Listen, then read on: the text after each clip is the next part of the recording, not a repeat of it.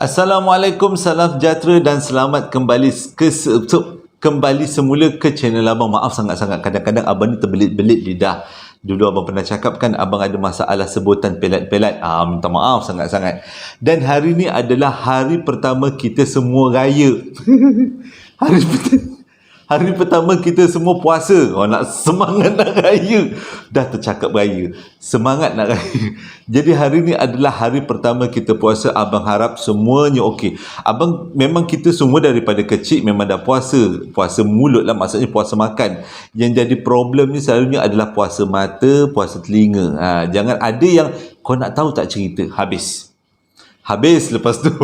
Jadi hari ni abang nak sampaikan satu cerita, dan cerita ni sangat panjang. Nak kata panjang tak jugalah, abang agak lebih kurang 20 minit dah habis dah ceritanya. Tapi kalau terlebih 20 minit abang minta maaf sangat-sangat. Dan abang dah lama gila tak buat cerita tentang satu cerita dalam satu video. Maksudnya satu cerita je, ni satu cerita je. Kisah pengalaman seorang kakak, satu cerita je. Dan cerita pada mula sampai habis nanti abang akan ceritakan. Dan sebelum tu abang nak ucapkan terima kasih sangat-sangat pada Granny, salah seorang penonton abang, sebab dah hadiahkan baju yang abang pakai pada hari ni. Ni adalah watak kartun cerita One Piece. Kalau siapa-siapa yang pernah tengok kartun-kartun Jepun memang tahulah benda lah ni. Abang sebenarnya peminat kartun ni sejak daripada abang tahun pertama dekat college, iaitu pada tahun 2001. Abang masuk college macam 2000,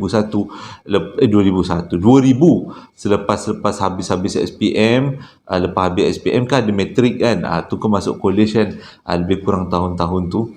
Jadi itu adalah waktu tu memang famous dengan kartun ni. Dan Granny hadiahkan abang baju ni, dan hari tu adalah hari jadi Granny. Dan abang ucapkan terima kasih sangat-sangat. Selamat hari jadi Granny. Moga Allah sentiasa merahmati Granny.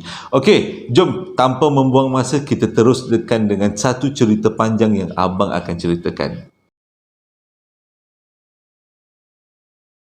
Cerita kali ini abang gunakan nama Tiara, nama salah seorang daripada penonton abang yang selalu sangat komen. Abang gunakan nama dia. Terima kasih Tiara sebab sudi abang gunakan nama Tiara. Benarkan abang gunakan nama Tiara. Okey. Cerita dia ni berlaku pada tahun 2021. Memang dekat dengan kita. Tahun lepas, ceritanya cerita tahun lepas. Abang tak boleh nak bagi tahu nama lokasi pasaraya. Cerita ni berkenaan dengan satu pasaraya. Okey, pada tahun 2021, Tiara pernah dengar, waktu tu baru habis-habis PKP lah, dah longgar-longgar sikit lah, kita boleh pergi ke mana-mana asalkan kita scan MySejahtera. Dia kata pada waktu tu kawan dia selalu sangat cerita tentang satu pasaraya yang terletak di negeri Selangor. Pasaraya ni memang famous gila, bukan IKEA Dia sangat famous gila dengan menjual barang-barang second hand. Dan kebanyakan barang-barang second hand ini adalah daripada luar negara. Abang tak boleh nak beritahu nama kedainya, tapi dalam cerita nanti siapa yang perasan boleh tahu kedai ini adalah kedai apa. Jadi dia selalulah dengar cerita tentang pasaraya ni. Orang kata pasaraya ni jual barang-barang yang berkualiti dengan harga yang mampu milik, yang murah. Dia ada jual baju, ada jual mainan, ada jual kereta sorong, ada jual peralatan baby, dan ada jual juga mangkuk untuk isap rokok. Walaupun abang tak merokok X-tray tu kan, X-tray lebih kurang lah ada jual. Lepas tu pinggan-pinggan mangkuk memang banyak sangat jual dengan harga yang sangat murah-murah, terutama pakaian. Bila kawan-kawan dia cerita dah galak sangat, boleh kata hari-hari duduk dekat office tu cerita yang sama, Tiara ni pun bertanya-tanyalah dengan kawan dia dekat mana lokasi pasaraya ni. Nak juga dia tengok-tengok, mana tahu kalau ada barang-barang yang berkenan, bolehlah dia beli sebarang dua kan. Satu dua lah dia boleh beli. Jadi kawan dia ceritalah, tunjuk kalau lokasi macam ni, kalau kau nak pergi, dia kata kau kena beratur panjang. Sebabnya memang ramai orang yang ada dekat situ nak masuk dekat pasaraya tu. Pasaraya tu sangat besar, jual barang-barang murah dia kata, tapi berkualiti. Jadi dia bercadang petang tu, waktu suami dia jemput dia daripada pejabat, dia teruslah nak pergi ke pasaraya tu. Tak tangguh-tangguh, tak semangat sangat dengan kawan-kawan cerita macam-macam. Cadangannya, dia nak beli mainan untuk anak dia. Dan pada masa yang sama, dia nak carilah kalau ada maflar-maflar yang cantik-cantik. Sebab dia memang suka kumpul maflar. Setiap kali Tiara ni pergi, ada kawan-kawan dia yang pergi melancong kat luar negara, dia akan kirim dekat kawan-kawan dia maflar. Maflar tu adalah yang macam kain lilit-lilit leher tu kan. Selalunya waktu-waktu musim sejuk orang pakai lilit leher, adalah yang macam belang-belang, bintang-bintang macam tu. Ada suka kumpul, Tiara suka kumpul benda tu. Jadi petang tu dia cakap dengan suami dia, tapi suami dia kata lebih baik kalau kita bawa anak-anak sekali. Jadi anak-anak boleh tengok mainan apa yang diorang nak, jadi diorang boleh pilih. Jadi anak-anak pun lebih happy lah kan. Jadi bila bawa anak-anak, ambil anak-anak daripada rumah pengasuh, Tiara pun dengan suami dia pun pergilah dekat pasar raya yang dimaksudkan. Rupanya pasar raya tu agak senang jugalah nak dijumpai sebab dia terletak di kawasan perindustrian pula. Kawasan kedai, di kawasan kedai yang sangat famous di kawasan Selangor.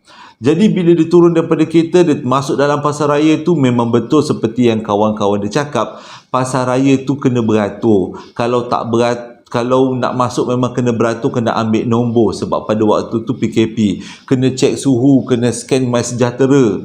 Wah, mujurlah pada waktu tu kanak-kanak boleh dibawa asalkan kanak-kanak itu pakai mask, pakai penutup mulut.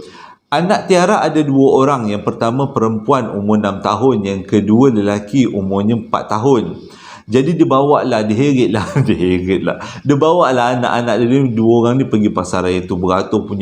Akhirnya selepas 10 minit, Tiara, suami dan 2 orang anak dia dapat masuk dekat pasar raya tu. Mula-mula Tiara merayau-rayau di kawasan baju, dia peganglah anak dia. Suami dia pergi kat kawasan lain sebab suami dia kata dia nak cari barang-barang yang berkaitan dengan motor. Mana tahu kan ada spark plug cuma spark plug murah ke, sepanas-panas murah ke, yang original ke. Suami dia pergilah kat kawasan lelaki.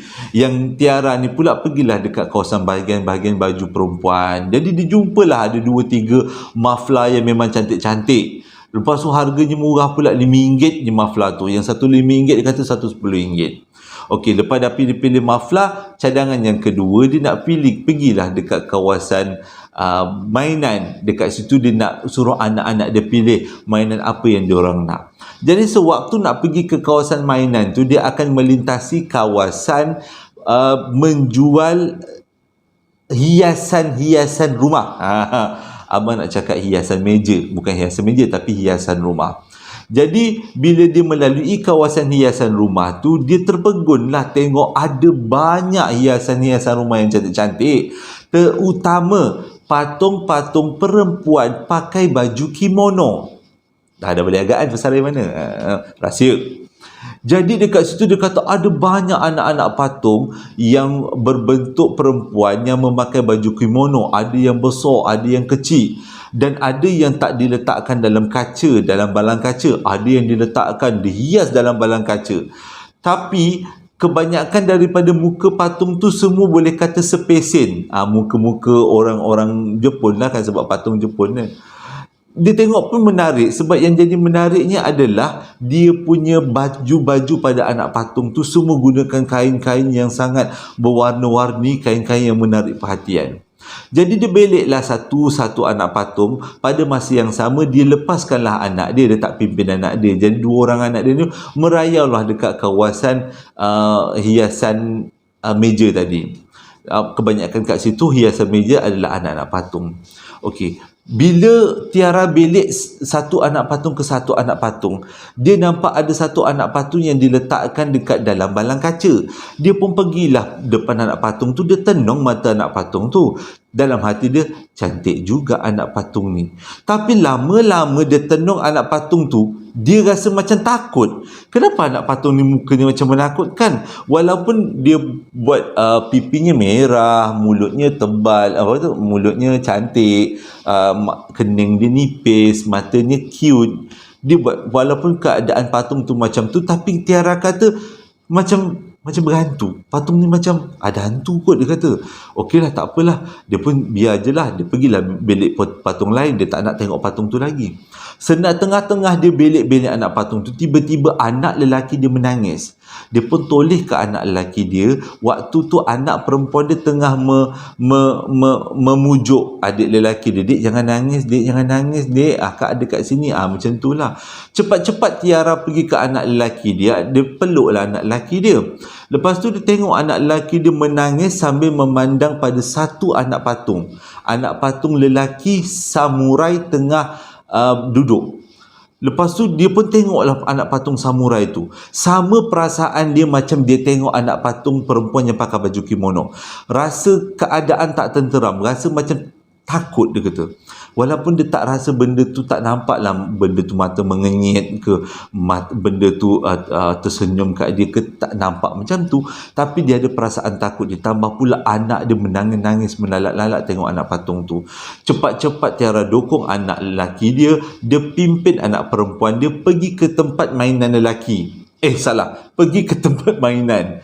Jadi dekat situ ada banyak mainan-mainan. Jadi dia pun bila dah sampai kat tempat mainan, budak-budak kan bila tengok mainan hatinya tergoda lah kan. Tergoda, dia tengoklah macam-macam mainan. Jadi anak-anak dia dua orang ni berlari-lari. Tak tahu nak pilih mana mainan, terlalu excited. Dalam hati dia kalau anak-anak dia pilih 2-3 mainan pun tak ada masalah, sebab harga kat situ lebih kurang 2-3 ringgit je. Bolehlah, mampu milik lah, dia kata. Okey lah. Jadi tengah belik-belik mainan, akhirnya anak lelaki dia pilih satu pedang. Yang pedang tu perlu dimasukkan bateri untuk menyala. Lepas tu keluarlah lampu, nyit-nyot. Lampu tu memang cantik lah. Budak-budak lelaki kalau tengok pedang memang seronok lah kan, buat lawan-lawan. Jadi bila dekat situ dia tanyalah, dia tengok anak dia, adik suka ni, okey kita beli yang ni. Dia bawa lah pedang tu pergi ke satu kaunter. Kaunter tu adalah untuk test sama ada benda tu elok ke tak. Sebelum tu dia tak masuk bateri lagi tau. Dia tengok, pedang ni cantik, dia bawa lagi ke kaunter. Dekat kaunter tu petugas akan masukkan bateri dan pedang tu akan berbunyi macam tu. Okey, cerita seramnya mulanya kat sini. Sebab puncanya berdasarkan pada pedang tu. Abang macam dah beritahu siap-siap. Puncanya pedang ni. Jadi bila Tiara bawa pedang tu dekat tempat kaunter, petugas tu carilah bateri. Ada satu benda pelik berlaku. Sewaktu bateri belum lagi dimasukkan dalam pedang, tapi pedang tu dah berbunyi-bunyi dan mengeluarkan cahaya. Waktu tu Tiara rasa macam pedang ni kenapa mungkin ada bateri kot dalam dia. Waktu tu petugas yang bertugas nak masukkan bateri tu tercengang-cengang. Macam mana pedang ni boleh berbunyi-bunyi dan mengeluarkan cahaya sedangkan tak ada bateri pun dia letak dalam tu. Jadi petugas ni bukalah kawasan bateri untuk pastikan ada tak bateri dalam tu. Memang tak ada. Bateri kosong, memang tak ada bateri. Jadi dia belik. Lepas tu dia tersengih seorang-seorang. Belik lagi. Waktu ni pedang ni nyit-nyot bunyi dengan cahaya-cahaya lampu. Tiara dengan anak lelaki, anak perempuan dia tunggulah dekat depan kaunter tu. Tengoklah pekerja tu buat. Apa hal pula budak lelaki ni tertongging-tongging tengok pedang tu punya tempat bateri. Dia tonggingkan lah. Budak tu sambil tu tersengih. Lepas tu budak tu cakap, "Kak, rasanya pedang ni dah rosak kot. Akak ambil lah pedang yang lain," dia kata. Lepas tu, kenapa pula rosak? Adik pun belum masukkan bateri. Cuba masukkan bateri dulu. Tak payah, dia kata. Akak tak payahkan masuk bateri, Kak. Kita tak payah masuk bateri, Kak. Memang dah rosak dah benda ni. Lepas tu, Tiara pun cakap, kalau macam tu tak apalah. Kita carilah, Dek, kita carilah pedang lain. Dia tanya dengan anak dia lah kan. Tapi anak dia berkeras juga. Budak lelaki kau umur 4 tahun, kalau nak kata itu jugalah nak beli. Dia kata nak juga pedang tu. Jadi tak apalah, Tiara cakap cubalah masukkan bateri. Mana tahu bila masukkan bateri dia okey balik. Waktu ni pedang ni masih lagi berbunyinya, nyok semua tu. Jadi budak petugas pun masukkanlah bateri. Dia masukkan bateri, dia on balik, barulah pedang tu senyap dan pedang tu boleh berfungsi macam biasa. Okeylah, pada waktunya Tiara tak terfikir lagi tau. Tiara tak terfikir. Okey, lepas tu dah sudah-sudah tu dia cakaplah dengan budak kaunter tu dia nak beli pedang tu. Budak kaunter tu tak kasih. Tak payah kak, tak payah kak, tak payah kak beli pedang ni, tak payah kak, tak payah rosak dah ni. Lepas tu Tiara cakap tak adalah rosak apa pun, masukkan bateri okey je. Mungkin tadi ada short circuit kot. Tiara macam berteka-teka lah, short circuit lah dia kata. Mungkin kot dia kata, tak kak ni pedang ni memang dah rosak kak, tak payah beli kak, tak payah. Budak tu memang berkeras tak nak kasih Tiara beli. Tapi Tiara marah. Nak juga beli sebab benda tu lah yang nak anak lelaki dia nak. Terus Tiara ambil daripada tangan budak lelaki tu dan dia terus pergi bayar. Lepas tu dia tunggu suami dia. Lepas tu dia pun balik. Tapi dalam kereta tiba-tiba Tiara terfikir satu benda. Macam mana benda elektronik yang tak ada bateri tapi masih lagi boleh bergerak? Kalaulah benda tu kompleks, maksudnya satu robot lah, mungkinlah boleh dikatakan ada short circuit, ada dalam tu komponen elektronik yang apalah yang boleh bertindak tanpa bateri, boleh juga. Ini simple sistem je dalam pedang tu, setakat nyala lampu bunyi lagu, nyala lampu bunyi lagu. Jadi dua sistem aja yang ada dalam pedang tu. Mustahil boleh jadi short circuit yang menyebabkan pedang tu boleh berfungsi sendiri. Tapi nak nyedapkan hati, mungkin rosak kot budak ni cakap. Tak apalah, dia dah terbeli kan. Jadi dia bawa lah pedang tu balik rumah. Bila dia bawa balik rumah, inilah bermulanya cerita seram Tiara. Dia punya mukadimah daripada mula sampai habis. Okey, abang tamatkan kat sini, kita sambung part yang kedua. Bila bulan Ramadan, benda yang paling abang ingat adalah kuih. Juadah berbuka puasa. Benda yang paling abang suka, abang tak tahulah saja nak kongsi. Benda yang paling abang suka kalau berbuka puasa adalah tepung pelita. Kuih tu kan, gila. Kena dapat yang manis-manis buah dia. Memang sedap. Hilang apa tu, dia punya haus tekak-tekak tu hilang bila makan tepung pelita yang hijau dia tu. Ada pula yang kadang-kadang orang letak kelapa kan, terkeruk-keruk kelapa.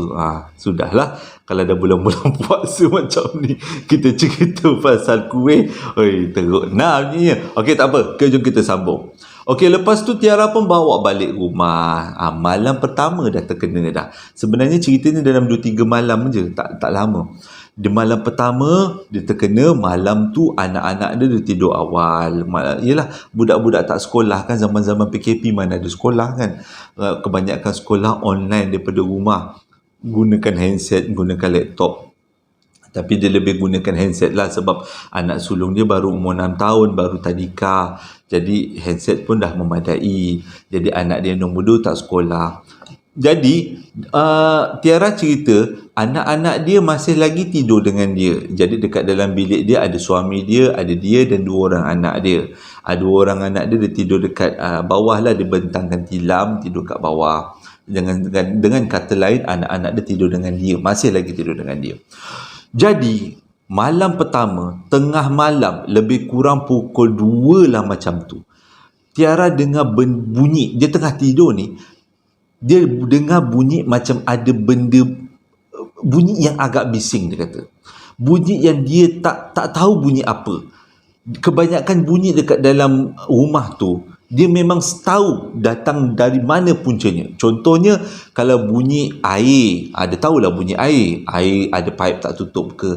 Ataupun bunyi laki dia berdengkur, memang itu memang tahu betul lah. Dia kata, tahu betul itu bunyi suami dia berdengkur. Tapi dia ni ada masalah, kalau dia dengar bunyi yang dia tak biasa dengar, dia akan terbangun dan dia akan cuba cari punca bunyi itu dan dia akan selesaikan masalah tu. Tapi bila dia bangun, bila dia gosok-gosok mata, tiba-tiba satu badan dia meremang. Sebabnya dia tahu bunyi yang datang pada malam tu, yang berbunyi pada malam tu adalah bunyi pedang yang dia beli siang tadi dekat pasar raya tu. Dia pelik juga. Setahu dia, bateri dah dikeluarkan daripada pedang tu. Sebab bila balik tu, dia dah rasa takut tau sebenarnya. Jangan-jangan pedang ni menyetan pula. Jangan pedang ni berhantu kot.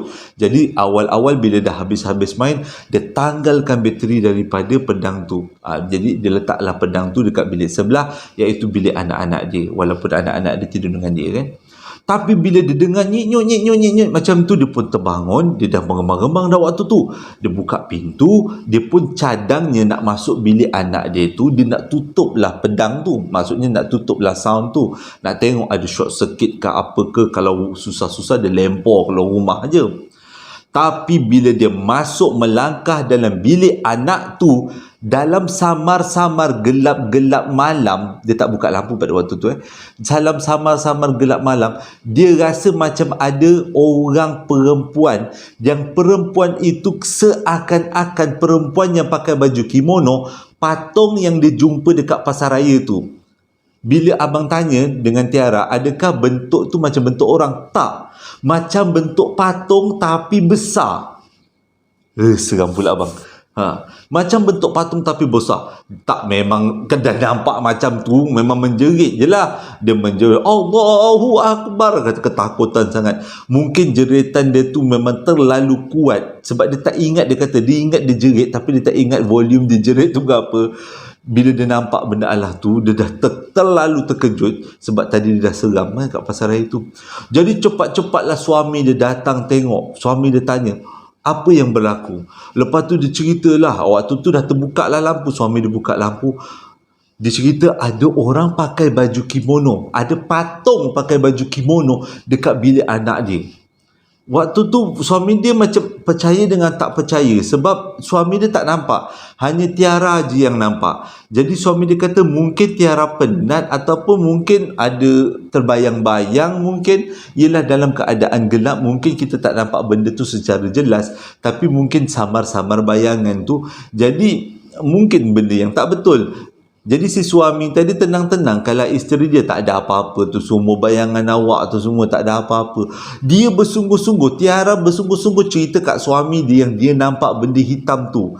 Jadi suami dia pun tak tahu nak buat apa, sebab memang dia tak nampak. Dia pun ajaklah Tiara tidur. Pada waktu tu bunyi nyik-nyok daripada daripada pedang tu memang dah tak ada lagi, hilang disebabkan kemunculan perempuan berkimono tadi. Jadi dia pun, Tiara pun masuk bilik dengan suami, sambunglah tidur. Pada waktu tu terfikir-fikir Tiara, mata dia tak boleh lelap tau. Dia macam berharap bunyi sekali lagi tu muncul. Sebab bila bunyi sekali lagi tu muncul, dia tak akan meluru dekat dalam bilik anak dia akan kejut suami dia, biar dia orang sama-sama menyaksikan apa sebenarnya yang berlaku. Tapi sepanjang malam dia tunggu bunyi itu berdecet, tak ada pula tu bunyi nyek, tak ada. Sampailah Tiara tertidur. Besok pagi aktiviti berjalan seperti biasa, tak ada masalah. Okeylah semua ya. Anak dia pun main dengan mainan-mainan tu. 2-3 kali juga dia tengok dekat pedang tu, ada masalah ke pedang ni berhantu ke? Tak nampak pun macam berhantu. Dia kata macam okey je, tak ada masalah pun. Okeylah, tak apalah. Jadi hari berjalan seperti biasa. Suami dia pun pergi kerja. Lepas tu suami dia balik kerja, nuk-nak sampailah waktu malam. Bila sampai waktu malam, kali ni Tiara macam ada perasaan. Dia kata malam ni jangan-jangan berlaku sekali lagi. Tapi dalam otak dia mungkin berlaku bunyi pedang tu berbunyi, dan dia akan nampak perempuan kimono untuk kali kedua. Tapi apa yang Tiara anggap, apa yang Tiara jangkakan sangat-sangat meleset. Lebih kurang pukul 1 pagi, tiba-tiba dia dengar anak dia menangis. Anak lelaki dia menangis. Memang tangkap kat telinga dia, sebab anak lelaki tu panggil mama, mama, mama. Jadi bila panggil macam tu, Tiara cepat-cepat bangun. Dia tengok dekat tepi katil, anak lelaki dia tak ada. Dia sepuk lelaki dia. Dia sepuk lelaki dia, suruh lelaki dia bangun. Cepat-cepat lelaki dia bangun. Lelaki tertanya kenapa. Dia beritahu anak kita hilang. Dia orang pun berdua keluar daripada bilik. Pada waktu ni Tiara dengan suami dia saksikan satu benda yang sangat pelik, yang mana anak dia menangis-nangis dekat ruang tamu. Tapi yang lebih seram, yang buatkan abang seram juga, anak dia tangannya dipegang oleh seorang perempuan yang pakai baju kimono. Waktu tu Tiara tak fikir panjang. Dia ada suami dia, dia rasa semangat dia ada. dia terus meluru ke arah benda Allah tu, dia terus capai anak dia sebab anak dia dah kena jinjing tau, dah kena jinjing lah, macam kita jinjing plastik tu. Anak dia dah kena jinjing dengan benda Allah tu dan anak dia menangis. Tiara tak fikir, dia terus sambar anak dia peluk anak dia. Dan benda yang paling dia sakit hati ialah bila dia pergi dekat suami dia cakap, "Abang tolong bang, ada hantu kat rumah kita." Tahu tak Tiara, tahu tak suami dia cakap apa? "Abang tak nampak apa pun. Abang nampak tiba-tiba si anak kita menangis kat ruang tamu. Awak tiba-tiba pergi ke arah anak tu, peluk dia, sambar dia. Saya tak nampak pun ada benda lain yang pegang benda-benda tu," dia kata. Sebenarnya suami dia nampak pada waktu tu. Cuma suami dia tak nak bagi tahu sebab dia tak nak takutkan Tiara. Suami kan macam tu lah. Dah akhir-akhir cerita bila hantu tu dah tak ada, dah dihalau oleh Darushifa, barulah suami dia pecah rahsia, bocor rahsia yang sebenarnya dia nampak.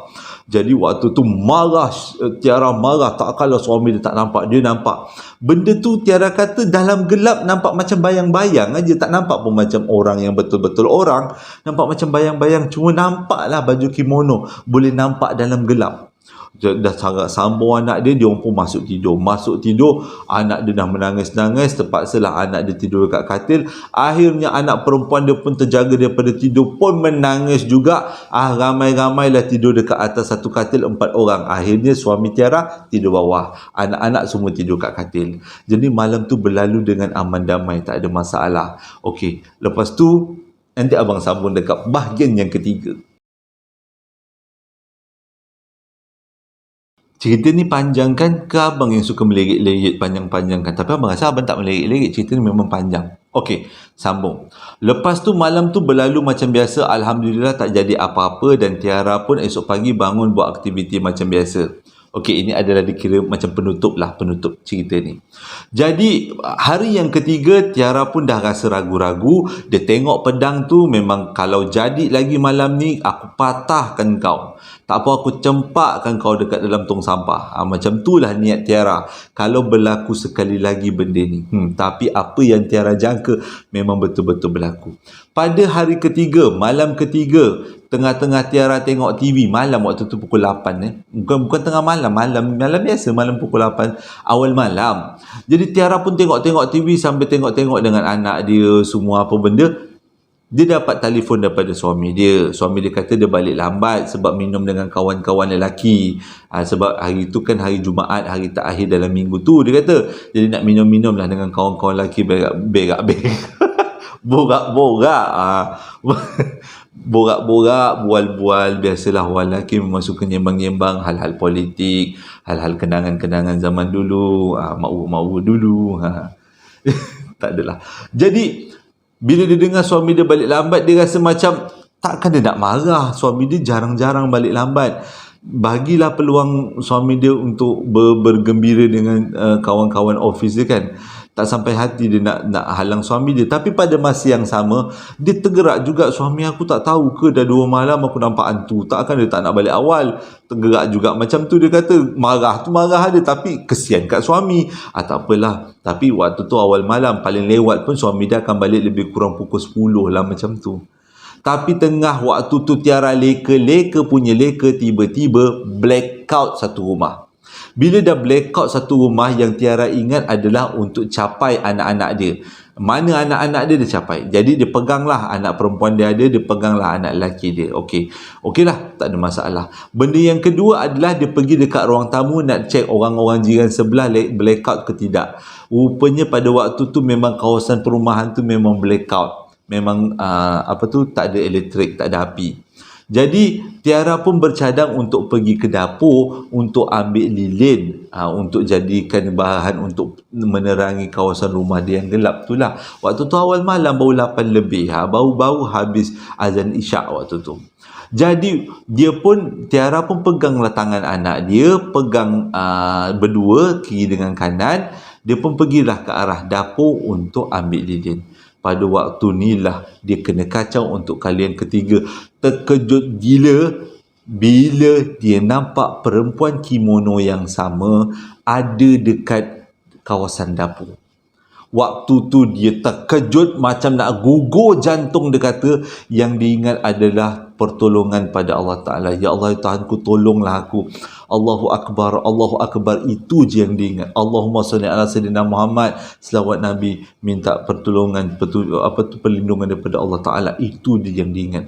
Tapi makin dibaca, dia punya perasaan nak melawan demi anak-anak tu makin kuat. Sampaikan dia tiba-tiba jerit dekat benda tu. Kau pergi daripada sini. Kau jangan kacau anak aku lagi. Benda tu tak bercakap, tak apa, senyap macam tu aja.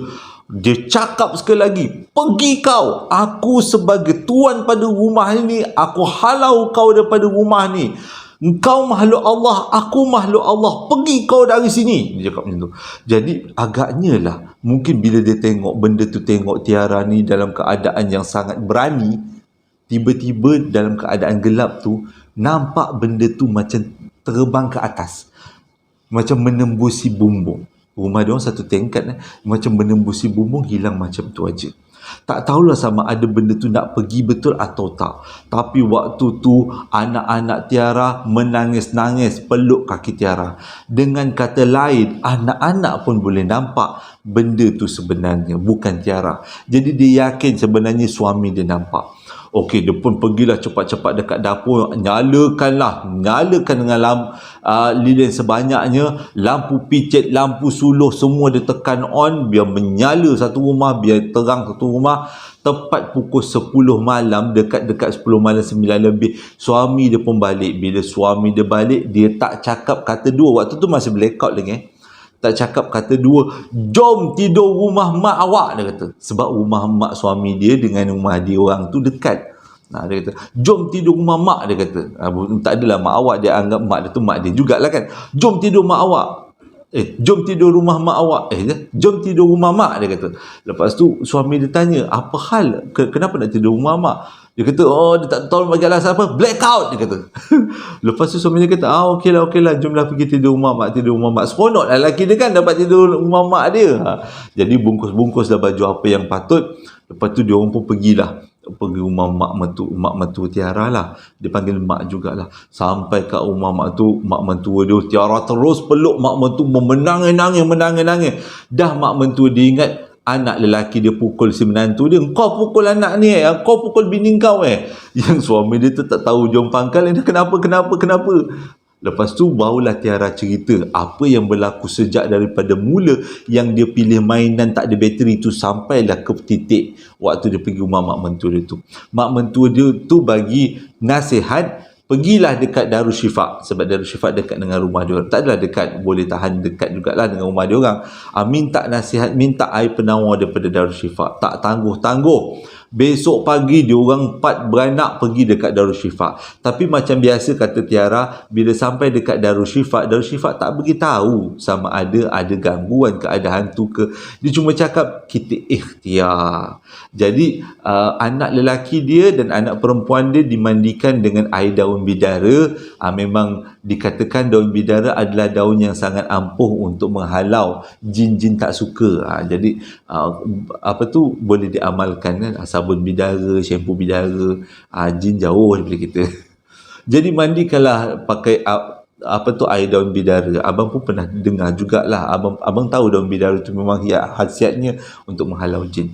Jadi dia lepas habis mandi daun bidara tu, suami Tiara pun beritahu dekat Tiara sebenarnya dia nampak benda-benda yang Tiara tak nampak. Cuma dia tak nak Tiara takut. Dan diorang mengambil keputusan untuk buat pagar rumah. Sebelum ni rumah diorang tak pernah berpagar. Maksudnya pagar gunakan garam, air macam tu lah kan. Jadi hasil daripada pertolongan ustaz dekat Darul Syifa tu, rumah diorang berjaya dipagar. Dan apa yang terjadi dekat Pedang tu Tiara pulang balik dekat pasaraya tu. Dia jumpa dengan budak tu, dia cerita dengan budak tu apa yang berlaku daripada A sampai Z. Budak penjual tu cakap apa? Saya dah cakap kak, hari tu jangan beli, akan nak beli juga. Walaupun saya tak nampak, tapi saya dah selalu dekat kedai ni. Saya boleh rasa benda yang ada berpenunggu. Dan penunggu dia bukan calang-calang penunggu kak ni, dia Jepun penunggu ni, dia boleh rasa macam tu. Jadi Tiara pun menyesal jugalah kenapa dia tak ikut nasihat daripada budak lelaki tu. Dan selepas diserahkan pedang tu pada kedai tu semula, alhamdulillah tak ada apa-apa berlaku, semua okey. Dan pedang tu mengikut kata budak tu, dia tak dijual, diletakkan dekat dalam store, dianggap sebagai barang defect, barang rosak. Terima kasih dah menonton video abang daripada mula sampai habis. Abang ucapkan terima kasih sangat-sangat sebab abang jual lebih kurang 130 pack sambal hari tu. Semuanya sold out dalam masa 4 jam. Wih, gila laju. Yelah, sebab abang kan bukan artis kan. Kalau artis, agaknya jual 130 pack tu 1 minit dah habis kan. Macam Nilofa ke Fazura ke. Tapi abang dikira rekod jugalah. 130 pack 4-5 jam dah habis. Tapi abang perlukan satu je pertolongan daripada semua orang. Mana-mana yang dah beli sambal abang, minta-minta lah komen. Sebab abang nak dapat ilmu. Abang nak tahu ilmu. Kalau ikut tekak abang, sedap aja cecah dengan timun. Masak sambal udang pun sedap, sambal ayam pun sedap bagi abang. Tapi abang nak tahu juga selera-selera ahli keluarga Josie Penglipur Lara kan, macam mana seleranya, ada terpedas sangat ke, terkurang masin ke. Sebab sambal yang abang jual ni memang dia tak gunakan garam, dia gunakan kalau mengikut daripada kawan abang yang cipta resepi ni kan, dia menggunakan belacan basah. Sangat susah nak dapat belacan basah sebenarnya, dan dia gunakan belacan basah sangat special. Jadi rasa masin itu datang daripada sambal belacan. Rasa masin itu datang daripada belacan yang digunakan. Okey, itu je yang abang nak beritahu. Okey, hingga berjumpa lagi dalam posting abang yang akan datang. Jangan lupa kita tarawih sama-sama, puasa sama-sama. InsyaAllah kita raya sama-sama. Hingga berjumpa lagi dalam posting abang yang akan datang. Assalamualaikum warahmatullahi wabarakatuh.